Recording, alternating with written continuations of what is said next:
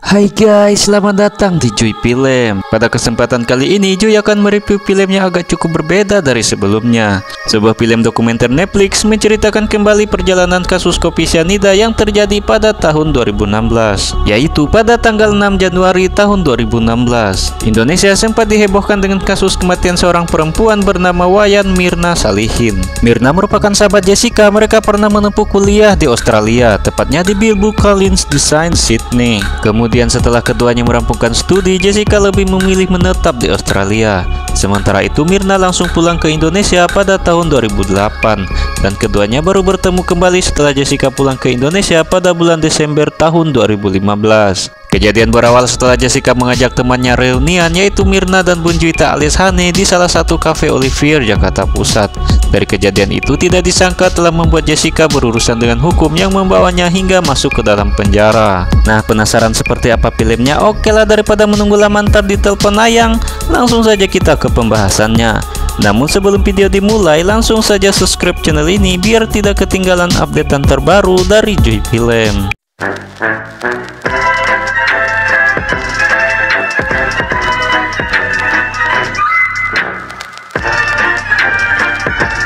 Pada awal film kita diperlihatkan dengan keadaan pasca sidang kasus Jessica yang berlangsung selama kurang lebih 10 bulan lamanya. Sudah hampir 10 bulan saudara, Wayan Mirna Salihin di Cafe Olivier, bahwa tunggal pembunuh Mirna akan segera di... Kemudian kita akan diperkenalkan dengan Bapak Edi Darmawan Salihin, yaitu ayah Mirna yang merupakan seorang pengusaha dan pernah memiliki usaha ekspedisi bernama PT Fajar Indah Cakra Cemerlang. Pasti ketemu nih yang bunuh. Itu saya sudah decide. Dari pernyataannya, beliau meyakini bahwa kematian anaknya Mirna merupakan pembunuhan berencana karena sebelumnya Mirna terlihat sehat, tidak ada keluhan, dan selalu terbuka dengan orang tua. Saya cuma tanya, mati kenapa? Itu anak sehat kok. Scene beralih pada saudara kembar Mirna, yaitu Cindy Salihin yang saat ini tinggal di Jerman. Dia menceritakan bahwa sejak kecil mereka memang suka ngopi dan dia tidak menduga kalau hal ironis itu menjadi penyebab kematian saudaranya di sebuah kafe. Cafe Olivier merupakan salah satu restoran kelas atas atau premium di Jakarta. Kafe tersebut menyediakan hidangan bergaya Eropa. Tidak hanya kopi, kafe ini juga menyediakan minuman mulai dari jus, coklat, hingga bir. Kafe ini menjadi pilihan bagi setiap orang ketika ingin mencoba kopi Vietnam, es kopi, atau TS yang lebih enak. Depi Siagian, manajer Cafe Olivier, salah satu orang yang bertanggung jawab di tempat kejadian, mengatakan bahwa seperti hari-hari biasanya, pegawai kafe selalu disibukkan melayani pelanggan mereka. Kejadian berawal pada hari Rabu tanggal 6 Januari tahun 2016 setelah Jessica melakukan perjanjian dengan teman-temannya di grup chat, yakni Mirna, Bun Juwita alias Hani, dan Vera Rusli. Sekitar jam 3 sore lewat 30 menit, Jessica terlihat lebih awal tiba di kafe melakukan reservasi dengan resepsionis. Dia sempat melihat ke lorong sebelum berbalik setelah mengabarkan ke temannya kalau dia sudah tiba duluan di kafe tersebut. 2 menit kemudian Jessica pergi dari tempat itu untuk berbelanja, dan pada jam 4 sore lewat 14 menit Jessica kembali ke Cafe Olivier membawa bingkisan untuk sahabatnya didampingi oleh resepsionis ke meja nomor 54. Pada rekaman CCTV itu menunjukkan pada jam 4 sore lewat 18 menit terlihat Jessica sedang memilih menu. Lalu dia memesan 2 menu koktail untuk dia dan Hani, kemudian segelas es kopi Vietnam untuk Mirna. Sebelum pesanannya itu dibuat, Jessica duluan melakukan pembayaran ke kasir pada jam 4 sore lewat 22 menit. Lalu di jam 4 sore lewat 23 menit, es kopi Vietnam itu dibuat oleh Rangga Saputro, yaitu barista kafe tersebut yang pada saat itu masuk pada jam 4 sore. Kemudian setelah selesai dibuat, salah satu pelayan bernama Agus mengantar pesanan itu ke meja nomor 54 pada jam 4 sore lewat 24 menit. Waktu itu hanya pesanan Mirna yang duluan diantarkan, sementara pesanan Dian dan Hani menyusul setelah itu. Jessica kemudian mengabarkan temannya kalau dia sudah membuat pesanan. Sambil menunggu, terlihat pada CCTV Jessica melakukan berbagai kegiatan di meja, namun tidak terlihat jelas karena terhalang oleh paper bag. Tidak ada orang di sekitar tempat itu yang memperhatikan apa yang sebenarnya dilakukan Jessica selama menunggu temannya, tapi terlihat jelas Jessica sempat memindahkan gelas es kopi Vietnam milik Mirna ke sudut meja. Dan tidak ditampilkan pada CCTV kegiatan yang dilakukan Jessica setelah itu, apakah masih menunggu di meja atau sempat keluar sebentar, sehingga Joy sempat berpikir seperti apa sebenarnya yang telah terjadi. Pada jam 5 sore lewat 16 menit, sekitar 52 menit lamanya Mirna datang bersama temannya bernama Bun Juwita alias Hani. Mereka kemudian diarahkan oleh resepsionis menuju meja nomor 54, tempat yang telah Jessica pesan sebelumnya. Dan tak lama kemudian Jessica menghampiri mereka, lalu mereka berpelukan. Pada saat itu juga Depi Siagian, manajer Cafe Olivier, juga menyaksikan kalau mereka terlihat saling akrab satu sama lain. Dan pada CCTV juga memperlihatkan Jessica duduk antara Mirna dan Hani. Pada jam 5 sore lewat 18 menit atau kurang lebih lebih 2 menit setelah itu terlihat Mirna mengaduk kopi Vietnam yang sudah tersedia di meja.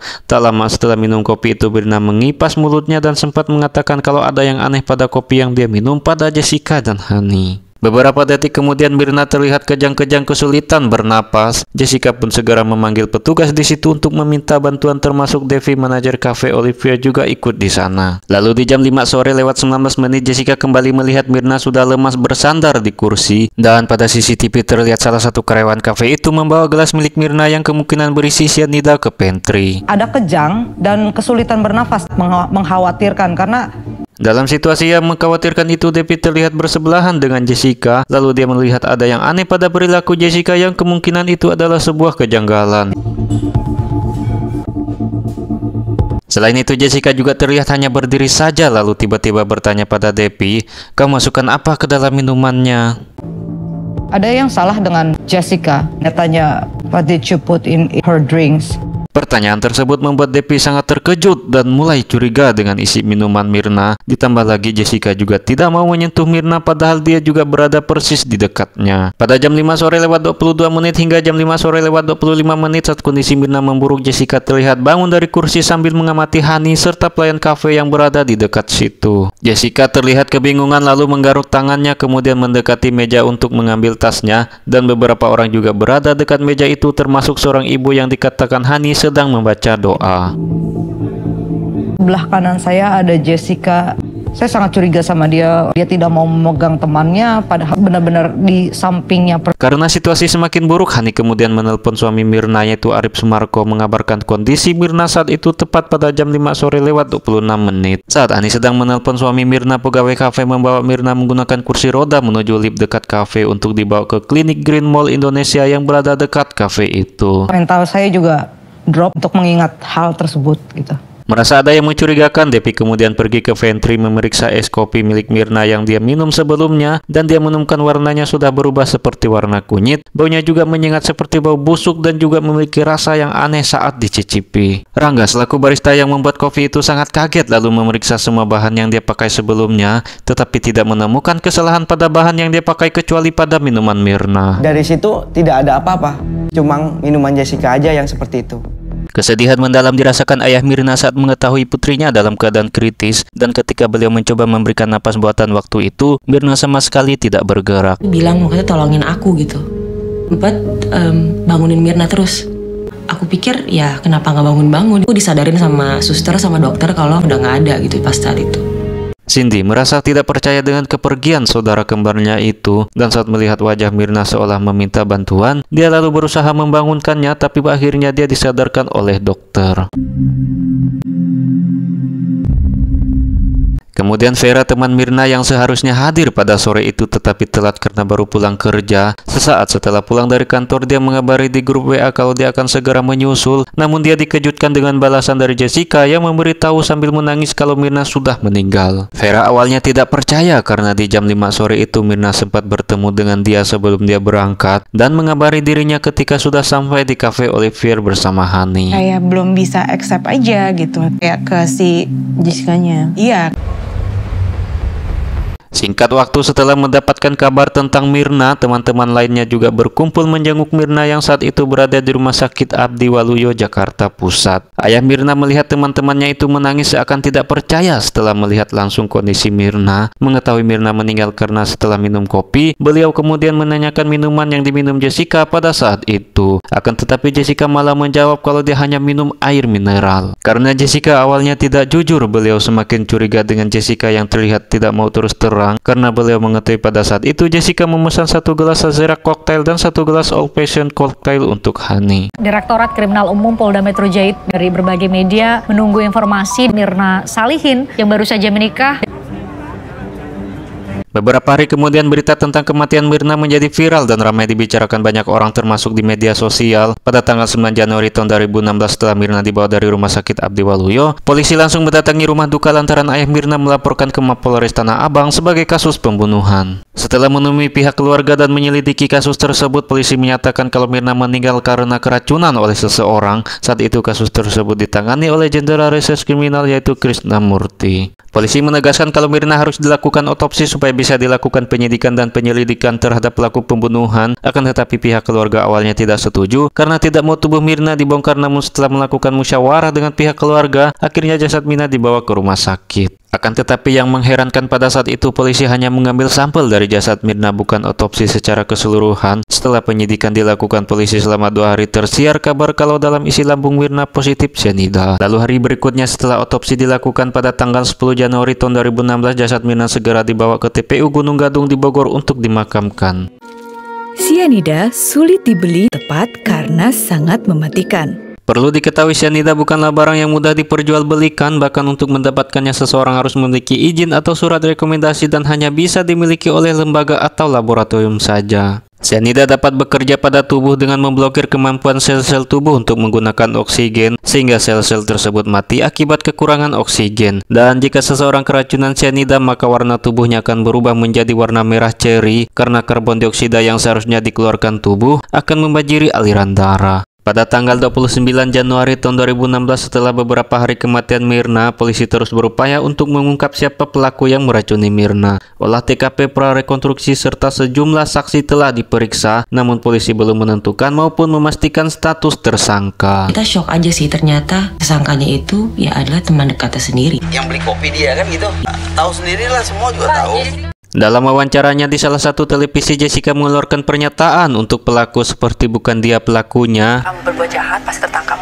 Jadi jangan berbuat jahat kayak gitu. Pasti tertangkap, pasti terungkap suatu hari. Dari pernyataannya itu, semua orang heran terhadap Jessica karena pada bukti rekaman CCTV menunjukkan bahwa dialah tersangka yang datang lebih awal ke kafe itu, lalu datang lagi setelah berbelanja sambil membawa vapor bag yang dia taruh rapi di meja untuk menutupi minuman Mirna dari pantauan CCTV. Waktu kuliah, pergi makan, pergi minum kopi. Pada tanggal 30 Januari tahun 2016, 24 hari setelah kematian Mirna, penyidik Subdit Jatan Rasdit Reskrimum Polda Metro Jaya menangkap Jessica di salah satu hotel yang berada di kawasan Mangga 2, Jakarta Utara. Saat itu Jessica sedang bersama keluarganya membawa barang dengan dugaan akan segera pergi. Masih sempat tersenyum juga kan?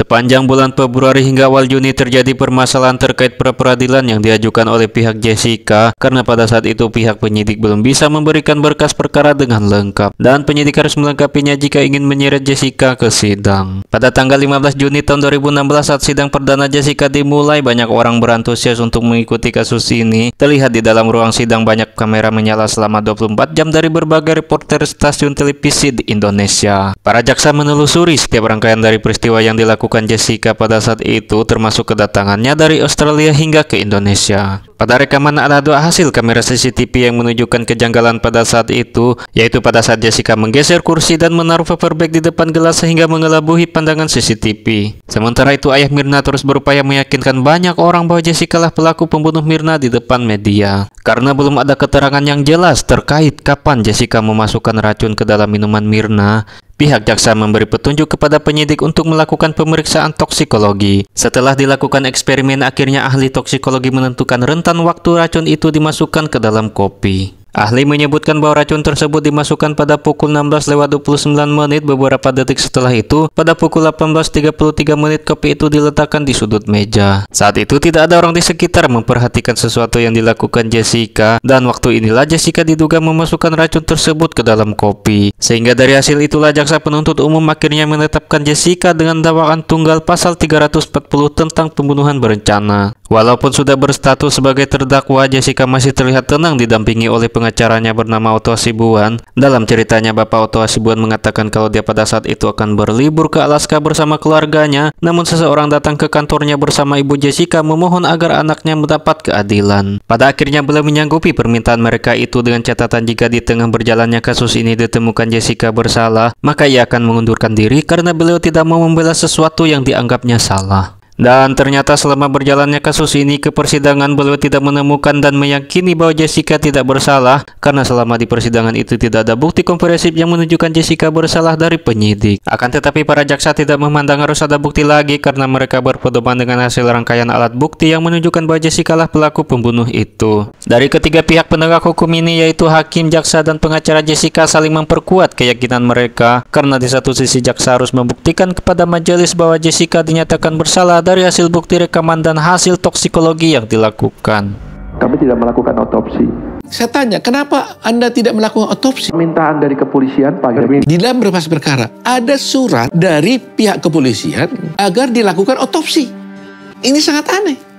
Sementara itu, pengacara Jessica juga memperkuat keyakinan bahwa Jessica bukan pelaku pembunuhan karena data dari penyidik sampai bukti yang diminta untuk menyatakan Jessica bersalah masih terdapat kejanggalan. Keputusan dari jaksa yang menyatakan Jessica bersalah tentu dianggap kurang profesional oleh pihak pengacara Jessica karena data dari penyidik yang dianggap penting untuk dijadikan bukti masih kurang meyakinkan. Dan pada akhirnya kasus ini berjalan begitu rumit sampai akhirnya jaksa menghadirkan beberapa ahli, namun pendapat beberapa ahli tersebut masih bisa dilawan oleh pihak pengacara Jessica. Dugaan lain yang meyakinkan Jessica tidak bersalah adalah pernyataan dari Dr. Jaya Surya Atmadja, yaitu ahli patologi forensik RCM sekaligus dokter DNA pertama di Indonesia. Beliau juga mengatakan bahwa otopsi yang dilakukan pada jasad Mirna hanya mengambil sampel dari lambung Mirna dan itu dilakukan atas permintaan dari kepolisian. Dalam kesaksiannya juga beliau mengatakan tidak dilakukan otopsi menyeluruh berarti belum ada bukti yang menunjukkan potensi penyebab kematian Mirna, karena pada jasad Mirna juga dinyatakan negatif sianida setelah 7 menit kematiannya, dan itu pun ditemukan 3 hari setelah kematiannya. Sianida yang ditemukan dalam jasad Mirna itu pun ditemukan dalam dosis yang kecil, yaitu sekitar 0,2 mg jika dibandingkan dengan biji apel yang mengandung 0,6 mg sianida. Sementara itu level dosis yang dapat menyebabkan kematian pada seseorang yaitu sekitar 50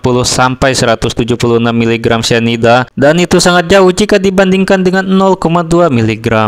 Tidak sampai di situ saja, keraguan juga mulai bertambah ketika Dr. Budi Budiawan, ahli toksikologi kimia, menyampaikan dalam perhitungannya di dalam gelas yang dijadikan barang bukti terdapat 7.400 mg sianida. Namun menurutnya sianida dapat berubah dari bentuk cair menjadi bentuk gas, dan bila itu dibuka di tempat terbuka maka gas tersebut akan menyebar dan membuat orang pingsan di sekitarnya. Dalam persidangan itu barang bukti yang diduga mengandung sianida sudah dipindahkan penyidik ke dalam botol, dan ketika akan dilakukan pembuktian hakim sempat terkejut saat botol itu dibuka oleh pengacara Jessica. Namun setelah dilakukan pengujian di depan hakim ternyata tidak terjadi sesuatu saat botol itu dihirup, yang berarti tidak ada sianida di dalamnya. Dan setelah itu juga Bapak Jaya Surya Atmadja dengan tegas menyatakan kalau kematian Mirna bukan karena keracunan sianida. Saya sudah melakukan percobaan bahwa sianida bisa berubah menjadi gas, maka gas itu akan kemana-mana. Dalam kesaksiannya juga Dr. Jaya Surya Atmadja menambahkan kalau dialah dokter pertama yang melihat keadaan Mirna waktu itu. 2 jam setelah kematiannya jasad Mirna berwarna biru sama seperti pada foto yang beredar. Karena jika Mirna meninggal karena keracunan sianida maka warna tubuhnya merah ceri bukan berwarna biru. Dari hasil pembuktian yang dilakukan ditambah lagi kesaksian yang beliau sampaikan cukup mempengaruhi opini publik untuk meyakini kalau Jessica tidak bersalah. Hal serupa juga disampaikan oleh dalil seorang penggemar kasus bernama yang awalnya menganggap Jessica bersalah, kini memiliki keyakinan 60% tidak bersalah. Apakah memang butuh motif dalam? Ya motif penting sih penting. Instruksi pasal memang tidak membutuhkan motif. Motif itu hanya bisa diketahui oleh si pelaku. Tidak lama setelah itu beredar foto baru yang mirip jasad Mirna berwarna merah yang saat itu dipakai oleh Bapak Edi Salihin ke pengadilan sebagai barang bukti. Namun Dr. Jaya Surya Atmadja saat itu mengatakan bahwa foto tersebut sudah direkayasa dan tidak seperti foto awal. Dan ketika beliau sedang bersaksi di depan pengadilan, ayah Mirna sempat mengamuk, bahkan sempat mengeluarkan pistol seolah mengancam. Yudi Wibowo yang merupakan sepupu Jessica sekaligus tim kuasa hukum Jessica saat itu mengatakan dirinya juga sempat diancam oleh beliau pada saat itu. Proses terus berlanjut sampai memasuki masa sidang yang ke-20. Ruang sidang pada saat itu sangat ramai seperti stasiun sepak bola karena kedua belah pihak masing-masing memiliki pendukung yang sangat berat. Pihak pengacara Jessica mengundang seorang ahli patologi forensik dari Australia yaitu Bapak Beng Beng Ong ke persidangan. Dalam kesaksiannya beliau juga menyampaikan kalau kematian Mirna bukan karena keracunan sianida, melainkan karena hal lain seperti misalnya penyakit alami. Beliau juga menambahkan jika sianida yang ditemukan 0,2 mg pada lambung Mirna bisa terjadi karena proses alami yang terjadi pada mayat. Namun sayangnya tak lama pihak penuntut melawan dengan melaporkan Beng Beng Ong melakukan pelanggaran imigrasi sehingga pada akhirnya beliau dideportasi selama 6 bulan dan dicekal masuk ke Indonesia. Pihak pengacara Jessica menganggap tindakan yang dilakukan tersebut tidak patut dari sudut pandang keadilan karena dianggap tidak profesional, dan dari situlah Otto Hasibuan memahami ada sesuatu yang tidak beres di balik itu semua. Dan beliau pun juga sudah mulai sadar kekalahan di depan mata meskipun di dalam hatinya beliau meyakini Jessica tidak bersalah. Beliau memandang tuduhan yang dilakukan terhadap Jessica bersifat dugaan karena tidak ada bukti komprehensif yang menunjukkan Jessica bersalah secara langsung. Dan dari hasil persidangan ini, muncul pendapat dari para ahli yang menilai pihak Jessica tidak mampu menyampaikan bukti maupun ahli yang ditunjukkan belum bisa meyakinkan hakim bahwa Jessica bukan pelaku pembunuhan. Sementara itu ada pendapat lain menilai kalau yang dilakukan jaksa ke hakim saat itu bukan membuktikan kalau Jessica membunuh, tapi mungkin membunuh. Karena banyak keanehan seperti seorang ahli yang menggunakan teori dasar seperti bentuk wajah, hidung, studi dari bintang film Amerika, dan sebagainya. Ahli tersebut dengan yakin mengatakan ke hakim jika Jessica adalah tipe pendendam yang dimana teori tersebut dianggap sudah usang. Christian Grace yang sempat mewawancari Jessica pada saat itu memandang Jessica adalah anak perempuan yang manja dengan ibunya, bahkan saat makan saja harus disuapi oleh ibunya, dan Jessica tidak seperti seorang pembunuh seperti yang dikatakan psikolog, menggambarkan Jessica orang terstruktur dan bisa menyusun rencana sedemikian rupa. Memasuki masa sidang selanjutnya yaitu sidang yang ke-25, jaksa berupaya menghadirkan polisi dari Australia bernama John Torres untuk bersaksi karena ada 14 kasus di Australia yang melibatkan nama Jessica Kumala Wongso. Salah satu kasusnya itu Jessica pernah melakukan upaya bunuh diri dengan menabrakkan mobilnya ke bangunan Pati Jompo karena depresi. Tidak hanya di situ, Jessica juga pernah berselisih di tempat kerjanya, dan saat ini Jessica juga pernah mengatakan, jika saya ingin membunuh seseorang, maka saya tahu pasti caranya. Saya bisa mendapatkan pistol dan saya tahu dosis yang tepat. Kemudian setelah itu Jessica diperiksa kejiwaannya di Rumah Sakit Cipto Mangunkusumo. Lalu saat diperiksa, ditemukan obat antidepresan yang biasa digunakan untuk pasien yang menderita gangguan jiwa. Namun pihak pengacara menganggap hal tersebut adalah persoalan lain karena tidak ada kaitannya dengan yang dilakukan Jessica saat ini, karena bisa saja pihak penuntut berusaha melakukan banyak cara agar hakim yakin bahwa Jessica pelaku pembunuhan. Dengan kondisi seperti yang terjadi pada saat itu, Bapak Reja Indragiri menganggap semua orang terlalu berlebihan dalam menilai seseorang sebagai dasar untuk menghakiminya, hingga akhirnya pada tanggal 27 Oktober tahun 2016 majelis hakim menyatakan Jessica Kumala Wongso terbukti melakukan pembunuhan berencana dalam perkara tewasnya Wayan Mirna Salihin dan menjatuhkan vonis hukuman 20 tahun penjara sama dengan tuntutan yang diajukan oleh jaksa penuntut umum. Kita lihat nanti ke depannya seperti apa. Di salah satu adegan film ini terlihat Jessica hendak diwawancarai di lapas tempat ia ditahan. Jessica diketahui ditahan di lapas kelas 2A Pondok Bambu, Jakarta Timur. Ia awalnya sempat memberikan keterangan mengenai kasus tewasnya Mirna, namun sayangnya di menit ke-32 pada film ini terdengar suara pria memotong penjelasan dari Jessica. Menurut informasi yang didapat, sesi wawancara tersebut terjadi pada Januari tahun 2022 dan peliputan dibatasi karena pada saat itu Indonesia masih menerapkan status pandemi COVID-19. Di akhir tayangan pembuatan film dokumenter ini juga mengatakan tidak diperkenankan kembali mewawancari Jessica karena peliputan tidak terkait pembinaan sebagaimana disyaratkan dalam Permenkumham tentang izin liputan di permasyarakatan. Karena alasan tersebut, Jessica ganti wawancara itu dengan buku harian yang ditulis selama di penjara. Dalam isi buku hariannya itu Jessica mencurahkan isi hatinya atas keputusan sidang menetapkan dirinya sebagai tersangka hingga hukuman yang harus ia jalani. Pada buku hariannya itu Jessica menulis peristiwa yang terjadi di Cafe Olive Grand Mall Indonesia pada 6 Januari silam. Ia mengurai kronologi insiden kopi tersebut yang membuatnya kini dicap sebagai pembunuh. I didn't expect them to arrive 40 minutes. Move the paper bags. Realized that the situation has spiraled. Seek to get into our own home. I was arrested. Top floor. Sting for sure. Jessica merasa kehidupannya yang berubah saat ditetapkan sebagai tersangka mulai disorot media dan masyarakat. Ia merasa hidupnya telah hancur. Lewat buku hariannya itu, Jessica mengaku curiga dengan bukti rekaman CCTV yang menunjukkan polisi keluar masuk Cafe Olive telah dihapus. Selain itu juga ia mengungkapkan bagaimana keadaan kasus ini bikin geger jadi sorotan nasional. Ia merasa bahwa jaksa penuntut umum telah memanipulasi bukti dan saksi untuk menjebaknya. Sementara itu, pengacara Jessica Wongso, Otto Hasibuan, mengatakan dirinya merasa kasihan dengan kliennya itu hingga saat ini diperlakukan tidak adil. Beliau merasa ada seseorang sengaja menjebak Jessica karena banyak keanehan dan barang bukti tidak sesuai prosedur pemeriksaan. Segala upaya yang dilakukan beliau berusaha memberikan bukti sebaliknya selalu dipotong oleh pihak Mirna Salihin. Beliau menyadari bahwa ada satu pihak yang memang menginginkan Jessica Wongso mendekam di penjara. Sayangnya beliau tidak bisa menceritakannya lebih dalam sebab beliau sadar dirinya tidak memiliki bukti yang kuat untuk mendukung pernyataannya tersebut. Meskipun begitu, ia sangat sangat tahu hal itu memang terjadi. Hal yang sama juga diungkapkan Bapak Reja Indragiri. Ia sempat ditelepon oleh seseorang tak dikenal lalu diberi uang tutup mulut oleh seseorang tersebut agar tidak berbicara mengenai sejumlah kejanggalan kasus di kopi sianida yang menewaskan Mirna. Beliau mengatakan uang itu diletakkan di dalam tasnya saat ia berada di salah satu TV nasional. Mengenal besaran uangnya, beliau mengaku tidak tahu, namun uang itu beliau serahkan ke KPK. Menurut Erasmus Napitupulu, pengakuan ini dapat menjadi kontroversi dan menurut penelitian yang dilakukan ICJR bisa jadi Jessica dinyatakan bersalah karena memang ada orang yang harus bersalah dari kematian seseorang. Jadi dalam konteks lain, polisi dan jaksa tidak bisa menemukan siapa tersangka lainnya. Saat ini Jessica telah menjalani kurang dari setengah hukuman 20 tahun penjaranya. Dia telah mengajukan opsi banding karena menurutnya putusan ini sangat tidak adil dan memihak. Dan film pun diakhiri dengan ditampilkan buku milik harian Jessica Wongso. Buku harian itu berisi curhatan hati Jessica tentang keputusasaannya yang dituduh membunuh sahabatnya sendiri.